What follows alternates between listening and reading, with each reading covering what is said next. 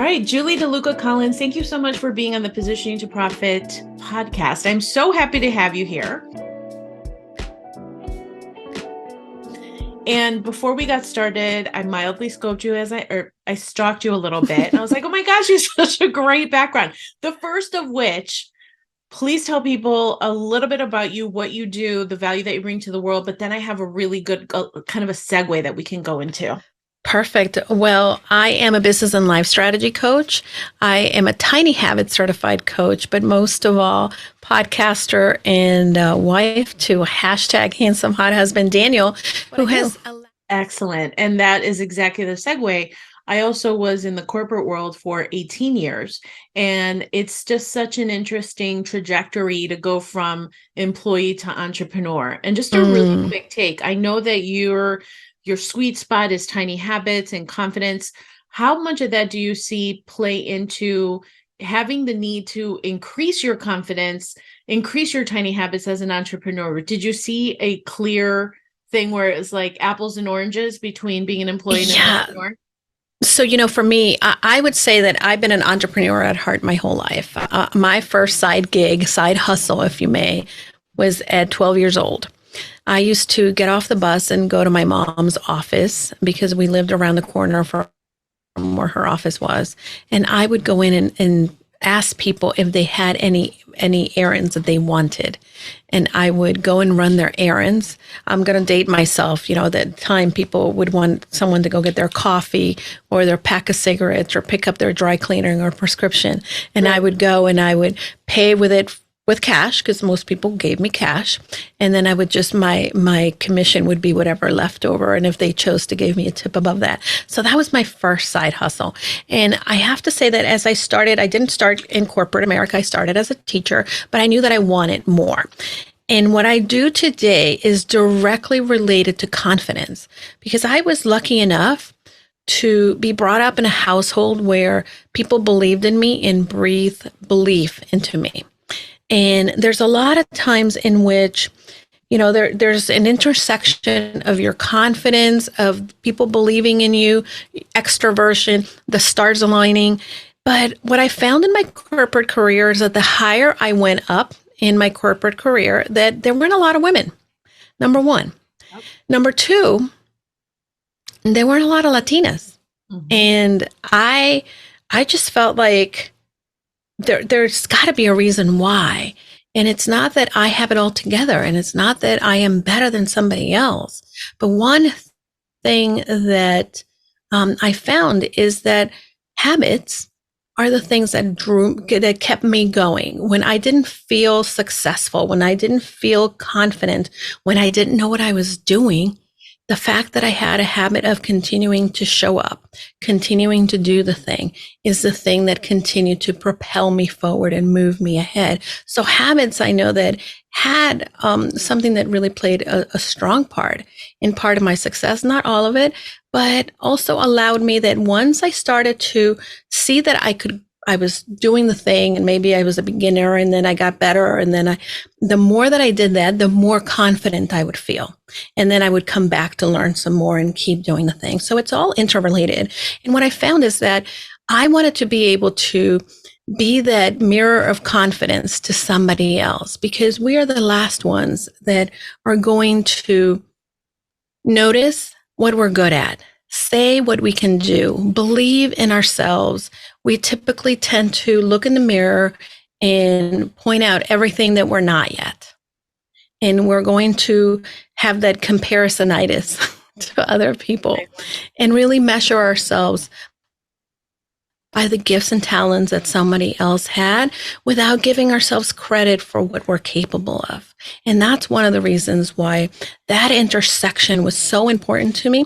And in working with entrepreneurs, I wanted to create a program and serve others in a way in which they could go out after their dream, whether it be building a career or really I work with a lot of women entrepreneurs that perhaps have a dream and haven't allowed themselves to dream it because one, maybe they didn't see somebody doing it, or two, what they see is not similar to who they are, or three, someone already told them they couldn't do it. Right. And I want to be able to be the person that kind of helps them reprogram or rewrite that story that they're telling themselves. Well, it's about finding the confidence within. And I can tell you what was really interesting, because I heard a couple of your interviews and I was thinking to myself, there was a line again before we hit the record button. It was something along the lines of like, if you don't do the thing, right, that you know you should do, it really robs you of confidence in essence. And so you it to like pouring it into a bucket, the confidence one. And I was like, oh, that's so good. And the reason why that resonated with me so much is because we have these self-sabotaging behaviors. For me, it's not so much the comparisonitis, but it's like this whole story that I have in my head. I'm like, I don't like social media because I'm a Gen Xer. We like don't do social media. And then all of a sudden that gives me a way out from doing the social media I need to grow my business. Right. And so would you, in your professional opinion, say, oh, that's an example of a self-sabotaging behavior? There's a lack of confidence there maybe, or is it a tiny thing? So I'm going to tell you the one thing that we didn't talk about, but this is a little bit also part of my background. I'm a mental fitness coach. And one of the things that we talk about in positive intelligence is that all of us have these saboteurs, these thoughts, beliefs, things that we created to help us survive the world. Yeah. And all of us have a judge. Number one, that's your main saboteur. Your main saboteur is always going to be judging what you do. And a lot of times that saboteur could be a voice from your past. For me, is not necessarily, and I had a great childhood, but it's the voice that says you have to be perfect. You have to set an example for your sisters. You're the oldest. So I am a high achiever, not because I want all the glory, but because that's my need to be loved and accepted. And I was accepted and loved, or I felt that I was loved and accepted because of what I was achieving. Right. And my other sabotaging behaviors is the restless. So to go back to why we sabotage ourselves, for me, if I don't think I'm going to be perfect at something, then I will kind of procrastinate work at something else. Because I am afraid, I need this to just be right. I need the stars to align. I'll give you an example. I'm supposed to be sending an email out and I know what I'm going to write, but it's like, I got to write it, but it has to be just right because there's a lot of stake for this email, right? But I haven't done it in 2 days.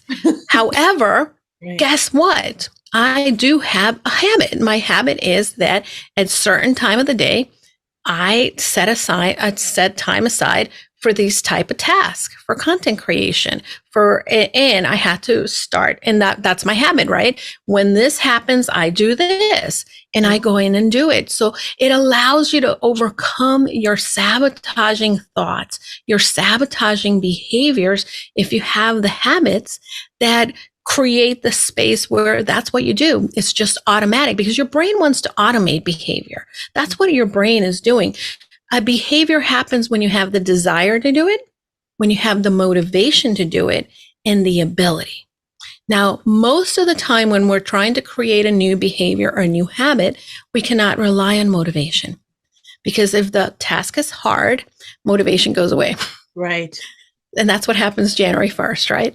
None of us have been going to the gym. We've been partying for the holidays. And then all of a sudden we think we can do like a 1 hour workout and eat all the broccoli and chicken and we're going to be fine. Well, that's hard after a while and our motivation goes away. But if we create the tiny behavior to continue to see the 1% increment, then all of a sudden we can look back and say, oh, look how far we've come. Look what I've been able to accomplish. Ultimately for us is really about giving ourselves credit for what we are doing right here, right now, not where we want to be, but overall also giving ourselves our space to not beat ourselves up because of the sabotaging thoughts and behavior that are just part of our innate personality and that we can learn to overcome through some of the new things that we can incorporate, like habits. I love it. And so you are, you specialize in tiny habits. So I probably can imagine what that infers, but can you give an example of what are tiny habits and how do we create them? Sure. So Tiny Habits is based on the book by Dr. BJ Fogg. He is a behavioral scientist and he has studied behavior. He is the head of the behavioral lab at Stanford University. The premise of Tiny Habits is that you change when your brain feels good. So think about the things that you wanted to change before in your life. And when you fail, you typically beat yourself up. So then it's harder to keep going, right? Because we're giving ourselves a bad time. Right. Tiny Habits is the premise that we pair up the new behavior, the desired behavior that we want to do, the aspiration that we have. We pair that with an existing automation in our life. So for instance, I'll give you a very basic example. I want to be the kind of girl who drinks water every day because I know that my body feels better. I have an autoimmune. Water is the key to life. So I have a bottle every day that I fill. But if I woke up in the morning and I think, oh, I got to drink all that water, the motivation is not there, right? I'm relying on the motivation. So I need to automate the behavior. So I evaluated what is the thing that I do every day that's already an automation. I don't have to think about like, okay, put one foot in front of the other and do this thing. I have 3 dogs. I have to let them out in the morning. So in the morning, when I come downstairs and I let my dogs out, my sink is right there. So that's my prompt. Then I do the Tiny Habit. Now, I don't go in and say, I fill up my water bottle and start chugging away. My basic premise is I'm going to fill my water bottle. So the behavior is very tiny, achievable. And here's the key. This is what Dr. Fogg found. When your brain feels good, you change. It's not about doing the behavior 21 days, 66 days. It's about your brain feeling good, because when your brain feels good, then you start to create that automation because you've paired the new desired behavior to the prompt that's already existing, to that anchor moment. Yeah. So every day I drink my water. Why? Because if I fill up the bottle, I might as well chug, right? So, right. And if I don't chug, if I decide not to drink it, the thing that I am doing to automate it is that I celebrate. And the celebration part is not about, oh, look at me, I'm so great, and dancing around the kitchen. I could do that, but I typically it's like, oh, good job, Julie. Good job, Julie. You did it. Oh, look at you. You filled up your bottle. And those little things, giving yourselves a thumbs up or smiling. Some Tiny Habit coaches, we were talking earlier today, one of them has a star and she looks at her star in her office every time she does the behavior that she wants. She's like, oh, I'm a superstar, right? So it's like little things like that that give you that little burst of, oh, let's automate this. That's when, we were talking about the bucket. That's sort of like that drop in the bucket and then sealing the behavior. It's encoding the behavior into your brain. Like, I want to keep doing that because I want to continue to feel good. So that's the anatomy of a Tiny Habit. You create a prompt. So when I do this, I will do this. And I will celebrate. That is the basic anatomy. And then it ties into the confidence that you talk about. So it goes hand in hand, right? Because you have those Tiny Habits, you're achieving those habits, they make you feel good, and confidence increases. So it can see how it's so seamlessly integrated into your life, right? Yeah, absolutely. And the more that you feel good, the more that you're going to say, oh, I got to keep doing that. And the more that you, in some instances, the more that you do something, then the better you become at it. Yeah. And you not only gain your skill, which creates that motivation that tends to be elusive, right? Because if you think about it, if something is really hard, it's because we're either a beginner or we've never done it, or we haven't worked ourselves up to that skill yet. Mm-hmm. But if we continue to practice something, then we're working toward that skill. Yeah. And that's what really creates the momentum, and it creates your ability to be able to be successful at doing the behavior that you set yourself up. And this totally applies to business, because many of us want to, for instance, Patty, you use the example of like social media, right? Like, oh, I got to show up on social media, right? But if you say, you know what, every morning when I get up and I finish checking my email, I'm going to create one post for 10 minutes. That's all. Or I'm going to open my Instagram and, post a story, right? If that's your habit and you just like close your email out and like, oh, I'm going to do one story, then sometimes you can say, oh, you know what? This is so tiny. I might as well go the extra second step and maybe do a post or go comment on something. Yeah. So there's different things that you can do to pair up that will allow you to move forward. So that's a great it's a good segue into the question that I have. Give me an example maybe of, because I work with same types of clients as you, women entrepreneur who start with the dream of building their business, right? And Hmm. I know I had to learn this as well because it's a very alluring concept to say, I'm building a business, I'm an entrepreneur. But then Yeah. doing the things that are required in order to move your business forward, sometimes it's easy to do and easy not to do. So, how do you incorporate your tiny habits so that Mhm. you have the confidence to drive forward in your business? And if you have a client story that comes to mind, I think that'd be really great. Yeah. So, this is such a good question because I think that this is where many entrepreneurs really falter, not because we don't have the desire or the big dream, but sometimes we don't understand that when you say yes to one thing, you're saying no to something else. I think that the clarity of that is very important. There's something that a coach once said to me, and it is one of my mantras, is the discomfort is the currency for your dreams. And for many entrepreneurs, there's going to be times in which you're going to be uncomfortable, either because you're new at it, you don't know how to do the thing, you're going to have to get in front of someone and sell to them. And for many women, that's an issue that they have. Other entrepreneurs, and this happens with my clients all the time. I have a client that says, I really want to build a business and I really want to do the thing and I want to bring in $10,000 a month.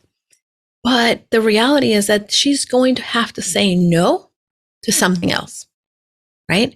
And when you start to really understand that your dreams and your priorities have to be aligned. So if you're telling me your dream is to retire your husband because your company is going to be successful, then your priorities mean that at times you're not going to be able to meet the family for dinner, or you're going to have to not go shopping in the afternoon, because an entrepreneur, it's someone that really understands that how their time is used is important. It's a matter of understanding too that there's things that you do as an entrepreneur that don't move you forward, right?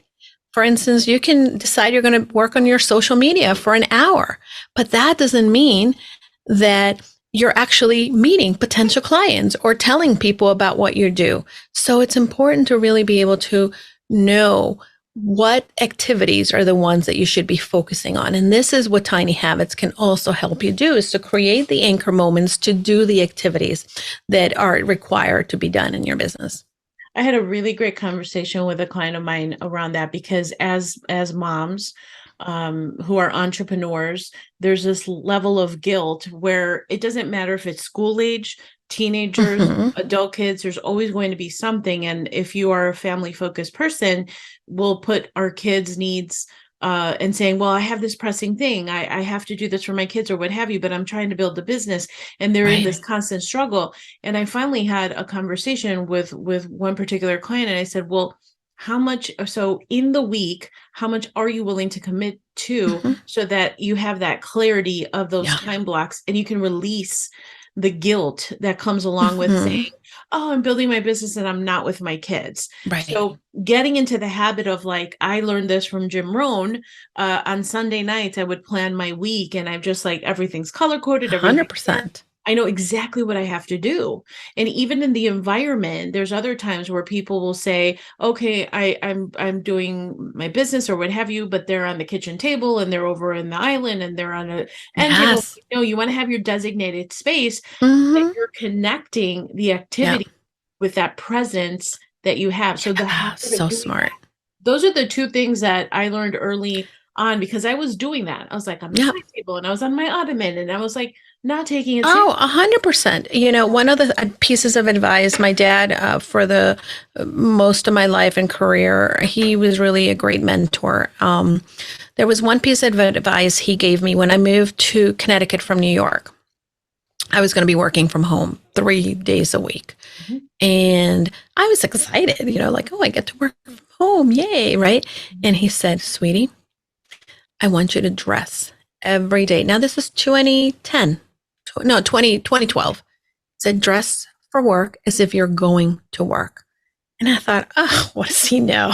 I'm going to be home. No one's seeing me. Right. But the thing that I quickly learned is that if I was coming down, having my coffee, sitting in my yoga pants, my brain just didn't. And yes, we've been through COVID. I think that things are kind of a little bit different. But the reality is that to this day, call me old fashioned, I dress. I mean, I'm not dressing like if I'm going to the boardroom or wearing a power suit every day, but I don't wear my workout clothes to my office. And I have a treadmill right here in the office, but I don't do that. I really set the mentality. The other thing that we had done in the office when I first moved here is we had like a day bed. And my dad is like, you got to move that day bed out of there. Because like I would come from a trip and I would put my suitcase on there and it wasn't the conducive. You have to create the space and you don't have to have an office.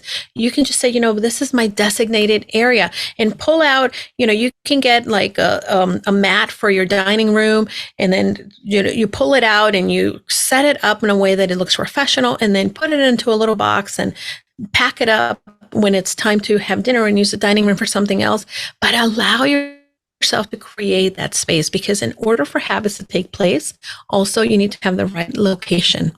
If you don't have the right location, then it's difficult to really be able to automate something. Your brain wants to just automate things. Your brain doesn't want to have to think hard. This is really what you're going to be able to help yourself. And then take an inventory. How are you spending your time? Because we like to be busy. But are we busy or are we just playing at being busy? Yeah, I love it. I love it, Julie. Okay, well, we're going to turn the corner. And if you are game, I have some fast 5 questions. Are you game? Okay, let's do it. I'm game. I love it. Okay, fast 5 question number 1. What is your idea of perfect happiness? There's no such thing as perfect happiness. We're going to feel uncomfortable emotions. And this past year has been a year in which I've been visiting some old emotions. And that to me is giving me peace, which I think that when we start to feel peace in the areas of our lives in which maybe we feel some discomfort or old trauma, both things can live at once. And then you're evolving and that can bring you to a better place. But there's no such thing as perfect happiness. Okay, number 2, what is your greatest extravagance? Oh, my greatest extravagance. Oh, okay. I love to travel, but I'm also a foodie. I love to go out to a really nice restaurant. If you're taking me to the gourmet restaurant with the 5-course tasting menu that they pair with every single different wine, girl, I'm in. Me too. I love that. I love the whole experience. Yeah, like come serve me and give me, tell me. And then when you taste something delicious and just inventive, and then it's paired with the perfect wine. Oh, so good. If you think of it as like multi-sensory heaven, because it's the taste and the smells and you can see like beautiful food and I just love the whole experience. I agree. I love that. Yeah. All right. Number 3, what would you consider your greatest achievement? My greatest achievement is a couple different things. Number 1 is I finished a triathlon. And it wasn't one of those crazy triathlons like ultra marathoners, but it was a big achievement for me. I had been working toward it and then something happened in my life that kept me from having to really show up and train for it. But I decided to show up and I said, as long as I don't finish last, I'm going to do it. Yeah. And I did. I didn't finish last. And it was really a big accomplishment. And I also went on the Camino de Santiago. I have walked a couple different legs of the Camino. And this summer, I'm going to be going to complete the Camino. I'm a slow walker. And sometimes, I'm very impatient too. So all of that tries all of me. And I can't wait to say that I have finished it and completed it. Excellent. Oh my gosh, what a great adventure. Number 4, what talent would you most like to have? Oh my gosh. Okay. So I actually thought about this morning, believe it or not. When I was little, I wanted to play the violin and I went to violin class. My mom signed me up for it. And this is before I had a little bit of confidence. I must have been 6 or 7. And the teacher, because my name in Spanish at the time we lived in Miami, they spelled Juliana, which is my real name. They spelled it with a GUI rather than JU. And when the teacher read it, rather than reading Juliana, she said Guillermo to Luca. And I was like, I'm not that. I'm not raising my hand. So then, anyway, so I never said hello. And then I decided to never go back. And then I always wonder, like, oh, would I have been a good violin player? But my niece is taking violin now, and she really has a gift for it. So that's my one thing that I didn't do. Mm. And the last question, after all is said and done, what do you want your legacy to be? Oh, this is one of my favorite questions. My legacy, I want people to know that I was here to serve. I was imperfect at it. I didn't always do it the way that other people wished. Maybe perhaps I did it, but that I always came from a place of wanting to do it with the best intention in my heart and to give to others some of the gifts that I know that, would be wasted if I put them under a bushel, like the Bible said. So my gift is to serve and to love others. And that's what I want my legacy to be. Lovely. Julie DeLuca Collins, how do people get in touch with you to find out more about Tiny Habits, incorporating confidence into it, and all the things that you have to offer? Sure. So the best way to reach me is go to my website, and that is goconfidentlycoaching.com. I am Julie DeLuca Collins on all of the platforms. So feel free, whichever your platform of choice is, except Twitter. I'm not on Twitter. I mean, okay, you could find me on Twitter, but I'm not really there. I'm not going to check. Right. It's a show there. I don't want to be part of the show. It's so weird. It's such a weird platform and everything going on over there. Yes, I agree. Yeah, I'm out. I'm out. I don't need that in my life today. So, but every other platform you can find me in there, and just shoot me a DM. Tell me, where you found me, and I would love some social currency from you, and I'll be happy to follow you back. But that's how you can find me. Love it.